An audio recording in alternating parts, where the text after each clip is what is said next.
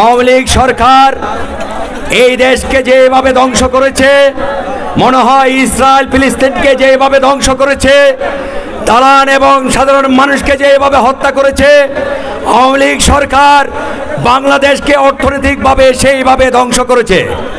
আপনারা যদি তাকান তাহলে দেখবেন বাংলাদেশে কোনো ব্যাংক বলেন, শেয়ার বাজার বলেন, এমন কোনো সংস্থা নেই যেই সংস্থায় বাংলাদেশ সঠিকভাবে আছে। সব জায়গায় দুর্নীতি করে কোটি কোটি টাকা প্রচার করা হয়েছে।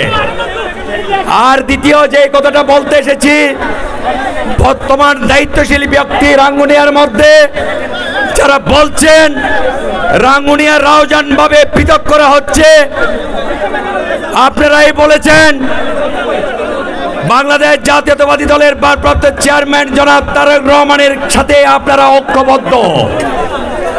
আপনারা শহীদ সালাউদ্দিন কাদের চৌধুরীকে বাদ দিয়ে আপনারা যে রাজনীতিতে নেমেছেন সেটাতে আমরাও একই। আপনারা শহীদ প্রেসিডেন্ট জিয়াউর রহমানকে বিশ্বাস করেন, ধারণ করেন। আমরাও শহীদ প্রেসিডেন্ট জিয়াউর রহমানকে ধারণ করে বিশ্বাস করি। আপনারা বেগম জিয়াকে ধারণ করেন, বিশ্বাস করেন। আমরাও বেগম জিয়াকে ধারণ করে বিশ্বাস করি। আপনারাও তারেক জিয়াকে ধারণ করেন, বিশ্বাস করেন। আমরাও তারেক জিয়াকে ধারণ করে বিশ্বাস করি। তাহলে তারেক রহমান, বেগম জিয়া যাকে যেই জায়গায় মনোনয়ন দেবেন তার পক্ষে আপনারা কাজ করবেন। এই শপথে আপনারা সভাপতি হয়েছেন, সাধারণ সম্পাদক হয়েছেন। আপনারা দায়িত্ব নিয়ে রাঙ্গুনিয়াতে যে পৃথকের রাজনীতি শুরু করেছেন, যে বিভক্তির রাজনীতি শুরু করেছেন, আপনাদেরকে সেই জন্য রাঙ্গুনিয়ার দায়িত্ব দেওয়া হয় না।